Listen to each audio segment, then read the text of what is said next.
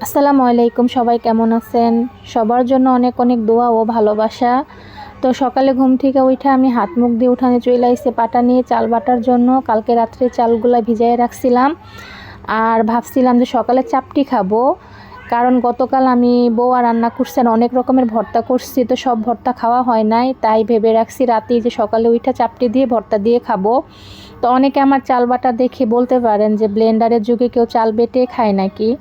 হ্যাঁ, আমারও ব্লেন্ডার আছে, আমি ব্লেন্ডারে টুকিটাকি কাজ করি, কিন্তু পাটায় বেটে আমি অনেক কাজ করি। আমার স্বামী পছন্দ করে, আমার স্বামী পাটায় বাটা খাবার খুব পছন্দ করে, ভর্তা, তারপর আদা রসুন বেটে রান্না করা, ওইভাবে চাল বেটে পিঠা বানানো।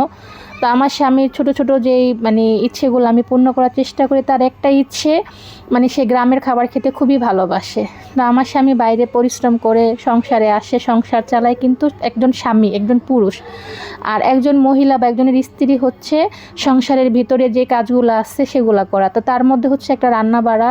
তো আমি আমার স্বামী যেভাবে খেতে চায়, যেভাবে রান্না করলে তার ভালো লাগে খেতে, আমি ওইভাবে রান্না করার চেষ্টা করি। যেই খাবারগুলো সে পছন্দ করে ওই সব খাবারগুলোই বানায় দেওয়ার চেষ্টা করি, যেইভাবে পছন্দ করি ওইভাবেই চেষ্টা করি। তো এই যে দেখেন, আমার স্বামীর জন্য এই খাবার নিয়ে যাচ্ছি। মুচমুচে হচ্ছে চাপটি, এখানে 2 রকমের ভর্তা আছে, কচু পাতা ভর্তা, চাপা শুটকি ভর্তা। ভর্তাটা যতটা লাল হয়েছে অতটা ঝাল হয় নাই। তো আমার স্বামীকে দিয়েছি, উনি ঘরে খাইতেছেন, আমি বাইরে চলে আসছি খাওয়ার জন্য। আমার মা ভাজতেছিল।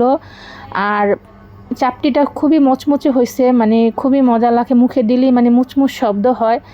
আর আমি যতটা সম্ভব চেষ্টা করি আমার স্বামী যা যা খেতে চায় তা রান্না করা খাওয়ার জন্য, কারণ স্বামীর মন পেতে হলে তাকে ভালো ভালো রান্না করে খাওয়াতে হয়।